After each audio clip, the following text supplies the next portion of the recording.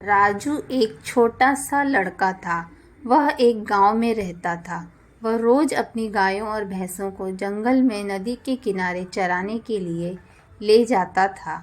वहां वह रोज एक साधु के यौगिक क्रियाओं को बड़े ध्यान से देखा करता था। वे साधु अपनी आंखें और नाक को बंद कर कुछ यौगिक क्रियाएं किया करते थे। राजू यही सोचता कि यह साधु क्या कर रहे हैं, लेकिन कभी पूछने की हिम्मत नहीं कर पाता था। एक दिन उससे रहा नहीं गया। उत्सुकतावश उसने उन साधु महाराज से यौगिक क्रियाओं के बारे में पूछ ही लिया। राजू के सवाल पर उन्होंने जवाब दिया कि वह यौगिक क्रियाओं के द्वारा भगवान का ध्यान करते हैं और इस तरह से भगवान से साक्षात्कार करना चाहते हैं। साधु के वहाँ से चले जाने के बाद राजू भी यौगिक क्रियाओं को दोहराने लगा और इस बात का संकल्प ले लिया कि वह भी भगवान के साक्षात दर्शन करके ही रहेगा। उसने अपनी दोनों आँखें बंद कर ली और नाक को जोर से दबा लिया। लंबे समय तक नाक बंद होने की वजह से श्वास प्रवाह बंद होने से उसके प्राण निकलने की नौबत आ गई। और उधर कैलाश पर्वत पर महादेव का आसन डोलने लगा। शिव ने देखा कि एक बालक उनसे साक्षात्कार करने के लिए कठोर तपस्या कर रहा है।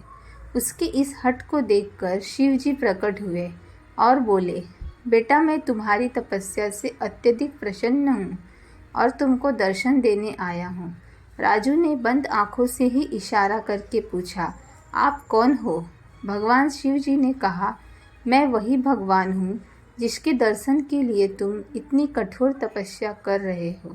इतना सुनकर राजू ने अपनी आंखें खोली और सबसे पहले भागकर एक रस्सी लेकर आया, क्योंकि इससे पहले उसने कभी भगवान को देखा नहीं था। इसलिए उसके सामने पहचान का संकट खड़ा हो गया।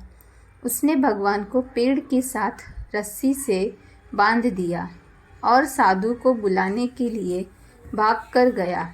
साधु तुरंत राजू की बातों पर यकीन करते हुए उसके साथ दौड़े हुए आए, लेकिन साधु को कहीं पर भी भगवान नजर नहीं आए। साधु ने राजू से कहा, कहाँ है भगवान? मुझे तो यहाँ कहीं नहीं दिखाई दे रहे हैं। तब राजू ने भगवान से पूछा, हे प्रभु, यदि आप सही में भगवान हो तो इन साधु महाराज को दिखाई क्यों नहीं दे रहे हो? तब भगवान ने राजू से कहा, बेटा, जो भक्त छल कपट रहित सच्चे मन से मुझे याद करता है, मैं उसको दर्शन देने के लिए दौड़ा चला आता हूँ। तुमने निश्चल मन से मेरी आराधना की, कठिन तपस्या की, अपने प्राण दांव पर लगाए और मेरे दर्शन का दृढ़ संकल्प लिया। इसलिए मुझे कैलाश पर्वत से मृत्युलेख में तुमको दर्शन देने के लिए आना ही पड़ा। जबकि साधु के हाव भाव में अभी भी इन सभी बातों का अभाव है। वह रोजाना यौगिक क्रियाएं तो करते हैं, लेकिन उनके मन में अभी भी भटकाव है। इसलिए मैं तुमको तो दिखाई दे रहा हूँ, लेकिन इन साधु को नहीं।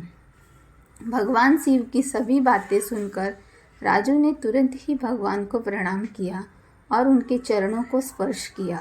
भगवान के साक्षात दर्शन पाकर राजू अपने जीवन को धन्य समझ गया। आपको राजू की कहानी कैसी लगी, हमें कमेंट करके ज़रूर बताएं।